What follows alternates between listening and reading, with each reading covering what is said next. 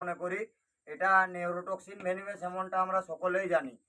তো যাই হোক, এখন রাত্রি 12:30 ঠাকুমা ঘুমাচ্ছিলেন, এই বিছানার মধ্যে কোনো দিক থেকে এসে এটা ঢুকে পড়ে এবং ভাই এই সাপটাকে না মেরে আমাকে ডাকে যে দাদা আপনি আসুন, এখানে একটা গোখরো সাপ মা ঘুমাচ্ছিল বিছানার মধ্যে ঢুকে পড়েছে।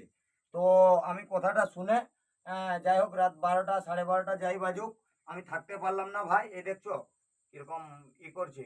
তো যাই হোক, আমাকে দেখে এইভাবে কেউ সাপ ধরার চেষ্টা করবেনি। সাপ সম্পূর্ণ ব্রেনহীন জিনিস, যার ভিতরে কোনোরূপ কোনো ব্রেন নেই। তার মানে যে কোনো মুহূর্তে মুভমেন্ট চেঞ্জ করতে পারে সাপ। কামড়াবে না এমনটা বলতে পারবেন না। কি বুঝলেন? দেখতে পাচ্ছেন বিশাল সাইজের একটা গোখরো সাপ। এটা